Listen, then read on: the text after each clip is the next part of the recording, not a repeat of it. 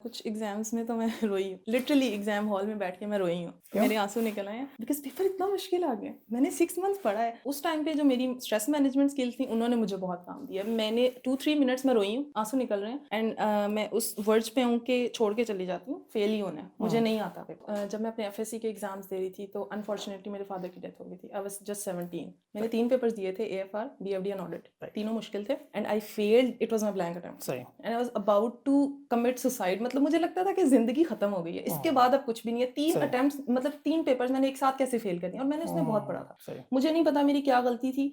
And other than my field I look up to Ahsan Iqbal and Imran Khan. Why Hasan Iqbal and why Imran Khan? बचपन से मुझे boxing का बहुत शौक था, तो सीए फाइनल्स में मुझे लगा कि मुझे कोई अपनी ऐसी एक्टिविटी करनी चाहिए जो सारी ज़िंदगी में करना चाहती थी बट नहीं कर पाई। ठीक है। तो आई स्टार्टेड बॉक्सिंग और वो मेरी जर्नी बहुत अच्छी है। I really enjoyed it. और बाइक राइड्स का, मुझे ट्रैवल का बहुत ज़्यादा शौक है, एक्सप्लोर करने का पाकिस्तान बहुत ज़्यादा शौक है, तो उस वजह से मैंने बाइक राइड्स स्टार्ट की।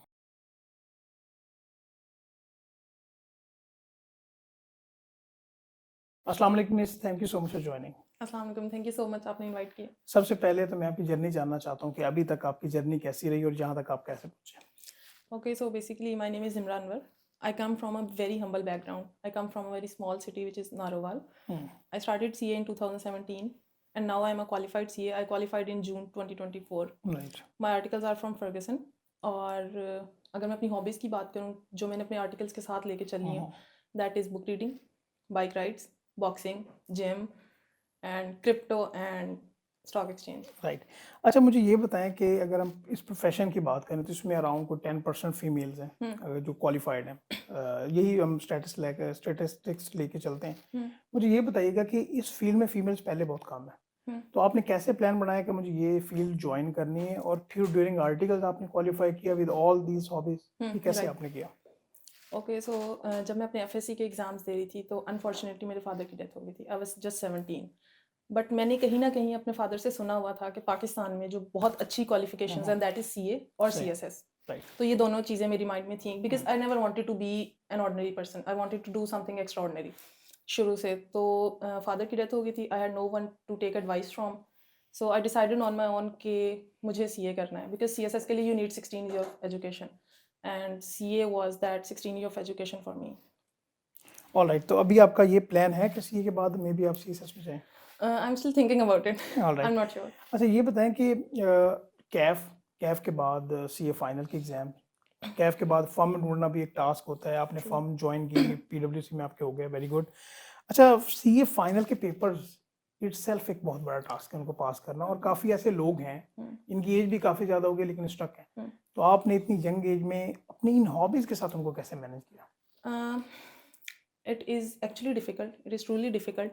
बट अगर आपका माइंडसेट ठीक हो, आप प्रॉपर प्लान के साथ आएँ और आप डिटर्मिन हों कि आपने करना ही करना है, तो हो जाता है because where there is a will there is a way. CAF तक तो ईज़ी था, ईज़ी नहीं था, स्टिल स्ट्रेस मैनेजमेंट कुछ हद तक प्लान करना होता है, स्केड्यूल्स करने होते हैं, लेकिन स्टिल कैफ़ तक मैं कहूँगी इसलिए ईज़ी होता है बिकॉज़ आप साथ जॉब नहीं कर रहे होते। सही। जब आप फर्म में आ जाती हैं तो आप फुल टाइम जॉब भी कर रहे हैं और अपने साथ पढ़ना भी है। उस टाइम पे बहुत ज़्यादा ज़रूरी होता है कि आपके पास प्रॉपर स्केड्यूल हो। पहले तो आपका डिटरमिन होना बहुत ज़रूरी होता है कि मैंने पेपर्स पास करने हैं। आपके पास प्लान होना चाहिए। You should know at the start कि मैंने 2 पेपर्स पास करने हैं या 3 पेपर्स लेके चलना है। तो उस चीज़ ने मुझे बहुत हेल्प किया। कंसिस्टेंट होना बहुत ज़रूरी है। अच्छे टीचर का होना बहुत ज़्यादा ज़रूरी है। और आपके साथ कोई ना कोई हॉबी ज़रूर होनी चाहिए बिकॉज़ अगर आप सिर्फ पढ़ रहे हैं तो आई डोंट थिंक सो कि आप एक्सेल कर सकते हैं। तो मेरे लिए ये चीज़ थी कि मेरे लिए साथ कोई ना कोई हॉबीज़ होना ज़रूरी थी। तो इसलिए मैं टाइम मैनेजमेंट बहुत ज़रूरी होती है। टाइम मैंने बहुत अच्छे से मैनेज किया। सुबह फर्म जाऊँगी, शाम को आऊँगी, थोड़ा-सा टाइम पढ़ूँगी, 2-3 आवर्स मैं पढ़ूँगी, उसके बाद अपनी हॉबी के लिए टाइम। और वीकेंड पे 1 दिन मैं सारा दिन पढ़ूँगी और 1 दिन मैं सिर्फ अपनी हॉबी को लेके चलूँगी ताकि मेरा माइंड फ्रेश हो। तो और उसके अलावा एग्ज़ाम लीव्स को मैनेज करना बहुत ज़्यादा इंपॉर्टेंट सही। होता है। अच्छा, ये बताएं कि सीए फाइनल की जो एग्जाम्स हैं उनमें हमने ये देखा है कि फर्म की तरफ से लेट सिटिंग्स भी हो रही हैं, आपकी अपनी हॉबीज भी हैं, फर्म की तरफ से प्रेशर भी है कि क्लाइंट को फाइनलाइज करवाना है, जी लेट हो रही है, टैक्स बिल्कुल। सीजन है, ऑडिट सीजन है। तो फिर ये आपने क्या, ये एक्चुअली मैं ये जानना चाहता हूँ कि मेल्स जहाँ पे स्ट्रगल कर रहे होते हैं जिनके पास अपनी बाइक्स हैं या उनके पास वो कन्वेंस अच्छा, का, ये बड़ी इंटरेस्टिंग जी। चीज़ है। मैं खुद भी अपनी बाइक पे कुछ टाइम क्लाइंट पे जाती हूँ। हाँ, एफएफसी मेरा क्लाइंट चल रहा था तो राइट। मैं बाइक पे जाती थी व्हेन दे वर सरप्राइज्ड। और बाइक पे इसलिए जाती थी ताकि रश कम हो और जैसे मेल्स का होता है फ्यूल एफिशिएंट हो जाए और रश से मैं जल्दी से निकल जाऊँ। तो मैं भी बाइक कुछ टाइम पे यूज़ की है। बट उसका सॉल्यूशन ये होता है, for example if I know कि मेरा एक क्लाइंट है जो डेडलाइन वाला क्लाइंट है जिससे लेट सिटिंग्स होंगी, तो मैं 1 मंथ अपनी स्टडी को उस तरह से मैनेज करूंगी कि मैं स्केड्यूल इस तरह से रखूंगी कि मैं सिर्फ वीकेंड पे पढ़ूंगी, बिकॉज मुझे पता है और मैं अपने आप को ओवर बर्डन नहीं करूंगी। ठीक है। मैं अपनी स्टडीज को प्लान ही इस तरह से करूंगी कि एक मंथ मैंने बिल्कुल नहीं पढ़ना, या सिर्फ वीकेंड्स पे पढ़ना है, वीकेंड्स पे 2 दिन सारा दिन पढ़ रही हूँ, और उसके बाद जो नेक्स्ट मंथ होगा उसमें मैंने थोड़ा सा ज्यादा पढ़ना है। मैंने इसीलिए आपको कहा ना कि प्लान होना और हर चीज शुरू से लेके चलना बहुत ज्यादा जरूरी होता है। अच्छा, एक तो मुझे ये बताएं कि क्या फेलियर आपने देखा during this journey, and most importantly वो जो प्लान बार बार आप कह रही हैं, ये प्लान भी बताएं। फेलियर देखा है तभी मैं ये सब बातें करी हूँ। My first time was blank. मैंने 3 पेपर्स दिए थे, AFR, BFD एंड ऑडिट, तीनों मुश्किल थे, and I failed. It was my blank attempt सही। And I was about to commit suicide. मतलब मुझे लगता था कि जिंदगी खत्म हो गई है, इसके बाद अब कुछ भी नहीं है। 3 अटेम्प्ट्स, मतलब 3 पेपर्स मैंने एक साथ कैसे फेल कर दिए, और मैंने उसमें बहुत पढ़ा था। मुझे नहीं पता मेरी क्या गलती थी। तो उसके बाद जो मैंने फेलियर के बाद ही सब कुछ सीखा। Failure is very important. अगर आप CA में कभी फेल नहीं हुए तो आई थिंक आप उतने अच्छे प्रोफेशनल या उतने अच्छे CA शायद नहीं हो सकते। फर्स्ट फेलियर, उसके बाद अल्हम्दुलिल्लाह मैंने 2 करके एग्जाम दिए और 4 अटेम्प्ट्स में मैंने CA क्वालिफाई किया। उसके बाद मैं फेल नहीं हुई, बिकॉज उसी टाइम पे मैंने सबसे पहले अपनी मिस्टेक्स को डिग आउट करना शुरू कर दिया कि गलती तो मेरी है, ICAP की गलती नहीं है। जो लोग ICAP को गालियाँ देते हैं वो गलत करते हैं। आपने अपनी गलतियों को ढूंढना होता है। मैंने अपनी गलतियाँ ढूंढनी शुरू की तो मुझे पता चला कि मैं मेरी क्वांटिटी बहुत ज़्यादा थी पढ़ने की, बट क्वालिटी नहीं थी। क्वालिटी का मतलब है बिकॉज हम फर्म में होते हैं, हम लोग अपनी फैमिली को टाइम दे रहे होते हैं, हमारा माइंड ऑलरेडी स्टक होता है काम के बीच में, तो हम लोग उसके बीच में बस पढ़ रहे होते हैं, हमें नहीं पता होता हम क्या पढ़ रहे हैं और उसकी क्वालिटी क्या है, हमारा माइंड एब्जॉर्ब कर भी रहा है या नहीं कर रहा। तो उसके लिए प्लान ज़रूरी होता है। और जो मैं प्लान कह रही हूँ, मेरा प्लान इस तरह से होता था सुबह। अच्छा, एक और ये चीज़ बहुत इंपॉर्टेंट है कि आपको अपने अकॉर्डिंगली अपना प्लान बनाना है। ठीक है। फॉर एग्जांपल मैं रात को लेट सोती हूँ और सुबह जल्दी नहीं उठ सकती, तो मैं ये प्लान नहीं करूँगी कि मैं सुबह 5 बजे उठ के पढ़ने बैठ जाऊँगी। मैंने कभी CA में 5 बजे उठ के नहीं पढ़ा। मैं 8 बजे उठूँगी, 9 बजे ऑफिस जाऊँगी, और ऑफिस में नहीं पढ़ूँगी बिकॉज ऑफिस में बहुत ज़्यादा डिस्ट्रैक्शंस होती हैं, जिसकी वजह से क्वालिटी स्टडी नहीं हो सकती। 6 बजे अगर मैं नॉर्मल डेज हैं जिसमें लेट सेटिंग्स नहीं हो रही, 6 बजे आऊँगी, 7 बजे तक अपने आप को टाइम दूंगी, थोड़ा सा रिलैक्स करूँगी, और 7 से लेके फॉर एग्जाम्पल मैं 10 तक भी पढ़ सकती हूँ, 11 तक भी पढ़ सकती हूँ, बट आई विल नो कि मैंने सिर्फ इतना ही टाइम पढ़ना है। उसके बाद I have time for my self, फिर मैं 12-1 बजे तक बेशक सोऊं। तो इस तरह से एटलीस्ट 5 वर्किंग डेज में से 4 वर्किंग डेज करना होता है, और वीकेंड में से दोनों दिनों में से एटलीस्ट एक दिन आपने 5-6 घंटे जरूर पढ़ना है। ठीक है। तो अगर आप ये कंसिस्टेंटली हर वीक कर रहे हैं ना, तो आपका 6 मंथ्स प्लान है। इवन आपने अगर फेल किया, आपने उसके बाद भी प्लान बनाना शुरू किया ना, तो आप 2 मंथ्स में अपने लेक्चर डिवाइड कर लें। आपको पहले से, बिकॉज एक प्रोक्रेस्टिनेशन भी हम बहुत ज़्यादा करते हैं, CA के स्टूडेंट प्रोक्रेस्टिनेट बहुत ज़्यादा करते हैं बिकॉज सिलेबस इतना ज़्यादा है और टाइम बहुत कम है। तो वो सोचते हैं अच्छा आज चिल कर लेता हूँ, कल ले लूँगा, कल के बजाय फिर परसों ले लूँगा। तो अगर आपके माइंड में सिर्फ ये हो कि मैंने आज के दिन पे ये पढ़ना है, मुझे सिर्फ आज के बारे में सोचना है, तो आप वो कंप्लीट कर लेंगे। राइट। अच्छा, ड्यूरिंग दिस जर्नी स्ट्रेस हमने बहुत देखा है, चाहे मेल्स हो या फीमेल्स, ऑफिस की तरफ से, क्लाइंट्स का, स्टडीज का, ये 2-3 स्ट्रेस काफ़ी ज़्यादा होते हैं, इवन फैमिली की तरफ से भी।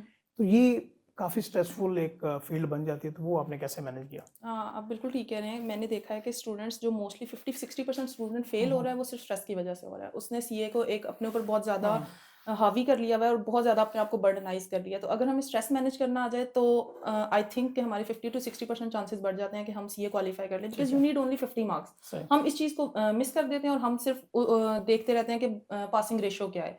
तो स्ट्रेस मैनेजमेंट के लिए you should read good books. For example मेरी सक्सेस में एटॉमिक हैबिट्स ने 50-60% रोल प्ले किया है। Atomic habits, hyper focus and a few other books like this. तो अगर आप अच्छी बुक्स पढ़ते हैं तो आपकी स्ट्रेस मैनेजमेंट बहुत अच्छी हो जाती है। और स्ट्रेस मैनेजमेंट के लिए आपको काम फर्स्ट डे से स्टार्ट करना होता है। आपका रिजल्ट आ गया, आप रोज़ का स्केड्यूल बना के अगर आप अच्छा पढ़ रहे हैं, आपका सेल्फ कॉन्फिडेंस अगर बिल्ड हो रहा है, तो स्ट्रेस ऑटोमेटिकली मैनेज हो जाएगा। और स्ट्रेस मैनेजमेंट उन 3 आवर्स के लिए भी बहुत इंपॉर्टेंट होता है जब आप एग्जाम में बैठे होते हैं। If you can't manage your stress, तो फिर आप नहीं पेपर पास कर सकते। ठीक है। अच्छा, आपने बाइक जर्नी की बात की, बाइक राइडिंग अभी आपकी हॉबी है, ये CA से पहले की थी और फिर ड्यूरिंग, अच्छा चले पहले ठीक है, समझ आ गई आपकी CA से पहले की आपकी हॉबी है, आपने कैफ के दौरान भी ये काम कर लिया, जब CA फाइनल के टाइम आया तो फिर आपने इसको कैसे मैनेज किया? अच्छा, one thing is very interesting कि पहले से मैं बाइक चला रही थी नॉर्मल, जैसे बाज़ारों में चला ली, किसी काम के लिए चला ली। I didn't go to the long routes या ऑफ रोडिंग या लॉन्ग ट्रिप्स जो आप बाइक पे करते हैं ना, वो मैंने पहले कभी नहीं किया था। वो मैंने CA फाइनल्स के बीच में शुरू किए थे, because this was something that gives me peace. Because मेरा माइंड थोड़ा सा आउट ऑफ द वे चला जाता था और मुझे थोड़ा सा रिलैक्स होती थी मैं इस चीज़ से। तो उसकी के बीच में मैंने स्टार्ट किया, but with better time management. और एक चीज़ ये है कि मैंने एग्जाम लीव्स में ये बिल्कुल भी नहीं किया। एग्जाम लीव्स में आपने अपनी हॉबीज़ को टाइम नहीं देना होता। एग्जाम लीव्स में आपने 30 डेज एक टेबल और एक चेयर पे बैठ के पढ़ना होता है, सही। बिकॉज आप 3-4 मंथ्स बहुत इंजॉय कर चुके हैं। हाँ। तो मैं सिर्फ संडे को जाती थी, हाँ। ऐसे नहीं होता था कि मैं रोज बाइक राइड पे निकली हूँ because it is my hobby. सिर्फ संडे को जाती थी और संडे को मैं अपनी स्टडी प्लान नहीं करती थी। अच्छा, तो आपने एग्जाम लीव्स की बात की, तो एग्जाम लीव्स को कैसे मैनेज किया जाए? और यहाँ पे भी देखा गया है फर्म्स टू फर्म वेरी करता है कि कोई लाइक आपको इजीली लीव्स मिल जाती हैं, कहीं से आपको ज़्यादा प्रेशर होता है। चले लीव्स मिल गई, उनको कैसे मैनेज करें? अच्छा, लीव्स मैंने वो वाला टाइम भी देखा है कि जब मुझे बहुत ज़्यादा लीव्स मिली, और मैंने वो वाला टाइम भी गुजारा जब मुझे बहुत कम लीव्स मिली। जो मेरी लास्ट अटेम्प्ट थी उसमें मुझे हार्डली 15 लीव्स मिली थी और मेरा MS2 और लॉ का पेपर था, उनको भी मैनेज किया। अब लीव्स में मैं ये करती थी, फोकस पे बहुत ज़्यादा काम करना होता, उसके लिए मैं बुक रीडिंग बहुत ज़्यादा की। जब मेरा फेलियर आया उसके बाद मैंने बुक्स को अपना दोस्त बना दिया। ठीक है। बुक्स ने मुझे बहुत हेल्प किया कि फोकस किस तरह से बिल्ड करना है, रूटीन किस तरह से बिल्ड करनी है, और कितने घंटे आप लोगों ने विदाउट डिस्ट्रैक्शंस पढ़ना है। ठीक है। अगर आप विदाउट डिस्ट्रैक्शन 2 आवर्स पढ़ लेते हो ना, तो वो डिस्ट्रैक्शन के साथ जो आपने पढ़ा होता है वो शायद 6 to 8 आवर्स के इक्वल होता है। राइट। तो एग्जाम लीव्स में विद फोकस पढ़ना होता है। मेरा फ़ोन दूसरे कमरे में होता था, किसी कबर्ड के अंदर। I will not check my phone whole day, सुबह से लेके शाम तक। सही। ये एक एग्जाम लीव्स में मैं करती थी। और एग्जाम लीव्स में मैंने एक कराची का कोई स्टूडेंट था, गोल्ड मेडलिस्ट था, उसका मैंने इंटरव्यू सुना था। ही सेड कि मैं फिंगर टिप्स पे बता सकता हूँ कि मैं 30 डेज के अंदर कहाँ कहाँ गया हूँ, बिकॉज मैं कहीं जाता ही नहीं हूँ। सही। तो मैंने उस चीज़ को पिक कर लिया कि okay this is what I have to do. मैं एक चेयर पे एक टेबल के आगे बैठी रहती थी, बेड पे बैठ के भी नहीं पढ़ना, बिकॉज आपने एक प्रॉपर स्टडी फोकस इन्वायरमेंट में पढ़ना है और प्लान के साथ पढ़ना है। मुझे पता होता था कि सुबह उठ के 10 बजे मेरा प्लान स्टार्ट हो जाना है, सारे दिन में मैंने ये सब्जेक्ट्स पढ़ने हैं। अगर मेरे 3 सब्जेक्ट्स हैं तो वो उनको मैं पूरे डे पे डिवाइड करूँगी। मैंने 4 आवर्स एक सब्जेक्ट पढ़ना है, 4 आवर्स एक सब्जेक्ट पढ़ना है। तो इस तरह से लेके चलती थी। ऐसे नहीं होता, बिकॉज देखें, अगर आपने सोच लिया कि मैं सारे दिन में कुछ करूँगी, बट मेरे पास कोई प्लान नहीं है, मुझे नहीं पता, टाइम बाउंड नहीं किया, अगर मैंने अपने टास्क को या अपने कोर्स को टाइम बाउंड नहीं किया, तो most probably I will not complete that task. अगर मैं उसको टाइम बाउंड कर लूँगी कि from 12 to 2 PM I have to do 2 questions of BFD, सही। Most probably you will complete that. Even अगर आप लेट हो भी जाते हैं, आप 2:30 PM तक कर लेंगे, बट सही। उससे लेट नहीं होगा। राइट। तो this is what you have to do in exam leaves. पूरी एग्जाम लीव फोकस्ड होकर पढ़ना, अपने स्ट्रेस को मैनेज करना भी। और अगर आपका अच्छा स्केड्यूल बना हुआ है, कोई रूटीन अच्छी चल रही है, तो आपका स्ट्रेस ऑटोमेटिकली मैनेज हो जाता है। सही। अच्छा, पहले मैंने आपसे ये क्वेश्चन कर लिया था, वैसे उसी के रिलेटेड है। लाइक अगर हम देखें सिनेरियो पाकिस्तान के लिहाज से, काफ़ी ऐसी फीमेल्स हैं जो कि लाहौर, कराची, इस्लामाबाद, इन सिटी से बाहर, जिस तरह भी आप कह रही हैं कि नारोवाल से आप इस्लामाबाद में हॉस्टल लाइफ होती है, हॉस्टल लाइफ में मैनेज करना, फेलियर का आना। फीमेल्स के बारे में ये है कि अभी आपसे नहीं हो रहा, बस करें, अभी आपकी शादी का टाइम हो गया है, बिल्कुल। वो कर लें। अगर वो आपका मियाँ इजाज़त दे या घर वाले इजाज़त दें तो उसको कंटिन्यू करें। तो इस लिहाज से आप क्या गाइड करेंगे कि हॉस्टल लाइफ खुद इटसेल्फ एक बहुत बड़ा चैलेंज है, फिर फर्म का चैलेंज है, फिर एग्जाम्स का चैलेंज है, फिर आगे इंडस्ट्री में जाना है, तो इसको किस तरह से बेटर किया जाए? अच्छा, ड्यूरिंग CA फाइनल्स मैंने भी हॉस्टल लाइफ देखी है। तो हॉस्टल लाइफ में इस तरह से मुश्किल होता है, बिकॉज आप डिफरेंट लोगों के साथ रूम शेयर कर रहे होते हो, आपकी अपनी कोई से नहीं होती कि आपने किस टाइम पे पढ़ना है, but then you have to adjust according to the other person.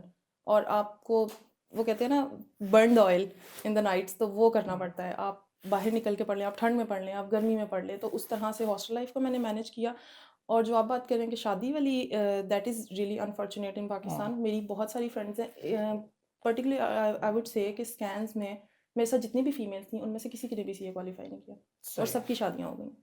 और इट इज़ वेरी अनफॉर्चुनेट कि पेरेंट्स भी हमें टाइम नहीं देते इतना। हम लोग जैसे ही 22, 23, 24 में आते हैं, हमारे पेरेंट्स कहते हैं कि अच्छा, अगर आपसे नहीं हो रहा तो आप छोड़ दें CA।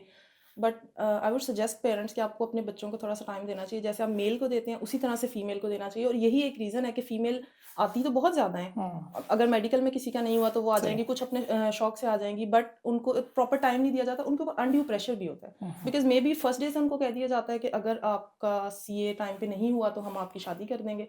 मेल के साथ ये नहीं होता, मेल तो शादी के बाद भी एग्जाम्स दे रहे होते हैं। और मेरे ख्याल में फीमेल के लिए शादी के बाद एग्जाम्स देना थोड़ा सा मुश्किल हो जाता है। फिर भी किया जा सकता है, लेकिन I think I would say कि पेरेंट्स को थोड़ा सा टाइम देना चाहिए और ट्रस्ट करना चाहिए फीमेल्स पे भी, जिसकी वजह से हमारी जो रेशो है फीमेल्स की वो अच्छी हो सकती है। इसका फर्म पे भी बहुत इम्पैक्ट पड़ेगा। अभी आप फर्म्स में देख लें, फीमेल्स की रेशो बहुत कम है, जिसकी वजह से फीमेल्स अक्सर सफ़र भी करती हैं।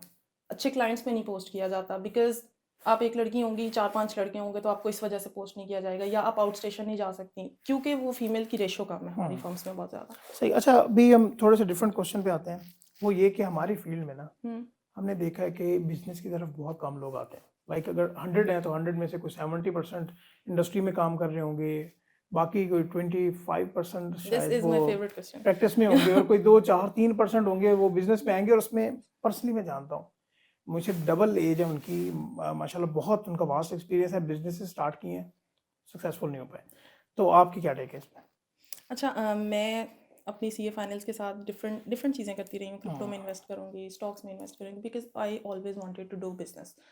और अनफॉर्चुनेट हमारी जो फर्म्स हैं वो हमें इस तरह से प्रिपेयर कर रही हैं कि you have to look for a good job जहाँ पे यस फाइनेंशियल स्टेबिलिटी हो। यस हमारा इन्वायरमेंट इस तरह से बन चुका है, स्पेशली बिग फोर का, कि आपने जैसे ही फर्म से निकलना आपने एक अच्छी नौकरी ढूंढनी है। और मैंने देखा है इंडस्ट्री में बहुत सारे लोग हैं जो 29 30 पे जब पहुंचते हैं then they start business and they fail because they have started very late. Yes तो they should start at a younger age जहाँ पे आपके ऊपर रिस्पॉन्सिबिलिटीज़ कम है, प्रेशर कम है सक्सेसफुल होने का।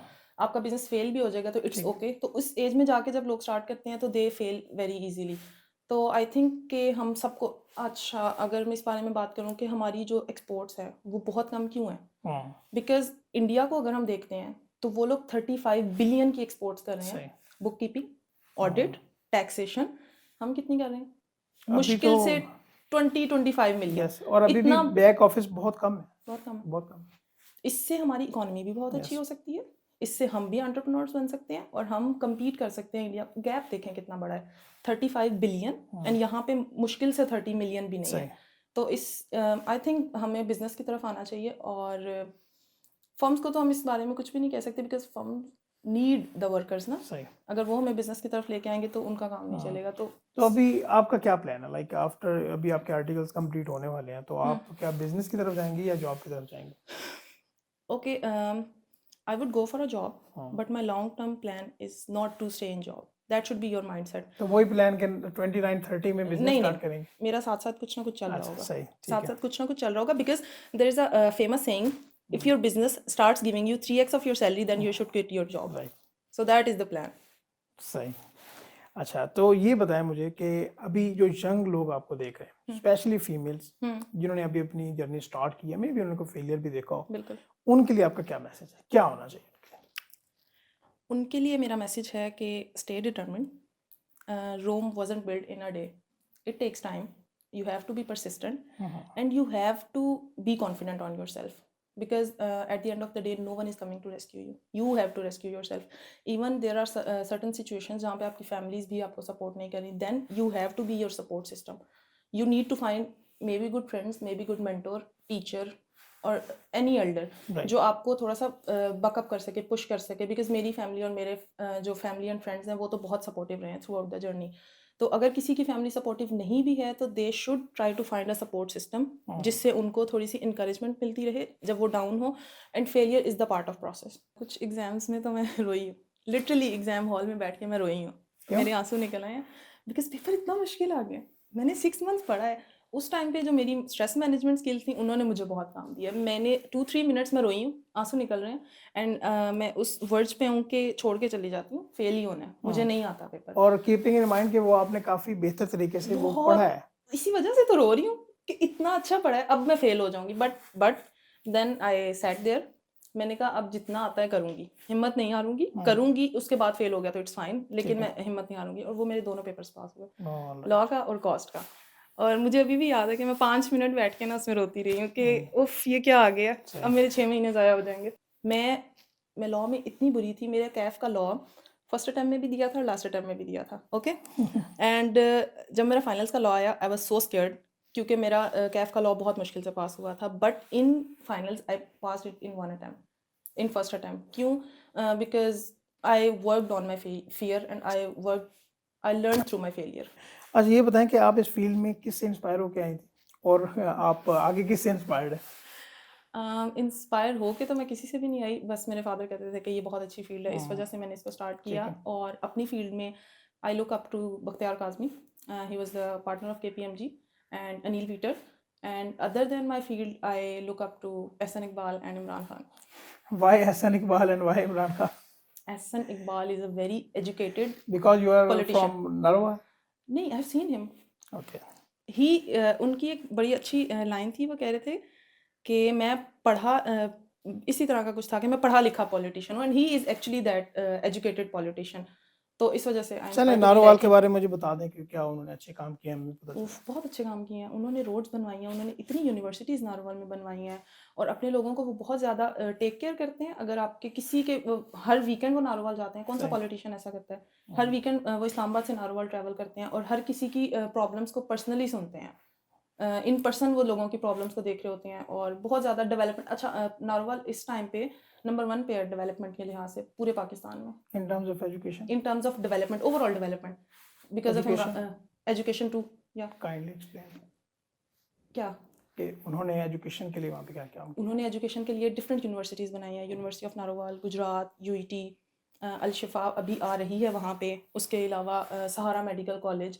तो इतने छोटे से सिटी में इतनी ज़्यादा यूनिवर्सिटीज़ होने का मतलब है कि उन्होंने बहुत ज़्यादा, नारोवाल से आगे एक शहर है शकरगढ़, वो नंबर 1 पे है लिटरेसी रेट में, Right. वहाँ के लोग सबसे ज़्यादा जो रेशो है पाकिस्तान में? Pakistan, All right. शकरगढ़ एक छोटा सा सिटी, एक बिकॉज इस एरिया में बहुत ज़्यादा एजुकेशन के ऊपर काम हो रहा है, क्योंकि मैं समझता हूँ कि पॉलिटिशियन का सबसे इम्पोर्टेंट काम जो है वो एजुकेशन। एजुकेशन और हेल्थ प्रोवाइड उनकी करना है, मदर बाकी जो है वो काम हो उनकी जाता मदर है। प्रोफेसर थी, उनकी मदर का बहुत ज़्यादा हाथ है उनकी इस चीज़ में, और वो खुद बहुत पढ़े लिखे हैं और उन्होंने एजुकेशन के लिए बहुत ज़्यादा काम किया है। वाई इमरान खान?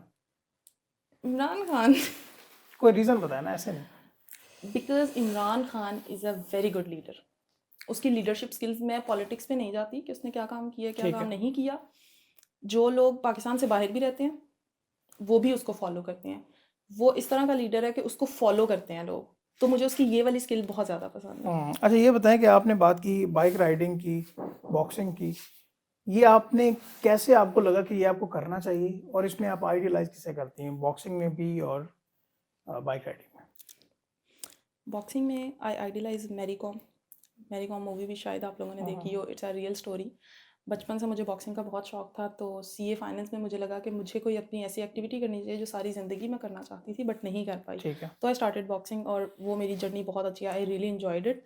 और बाइक राइड्स का, मुझे ट्रैवल का बहुत ज़्यादा शौक है, एक्सप्लोर करने का पाकिस्तान बहुत ज़्यादा शौक है, तो उस वजह से मैंने बाइक राइड्स स्टार्ट की, लॉन्ग रूट्स पे जाना स्टार्ट किया। Right, all right. चलिए miss, thank you so much, माशाल्लाह आपने बहुत डिटेल में गाइड किया है, हम आपको फिर इनवाइट करेंगे। Sure sure.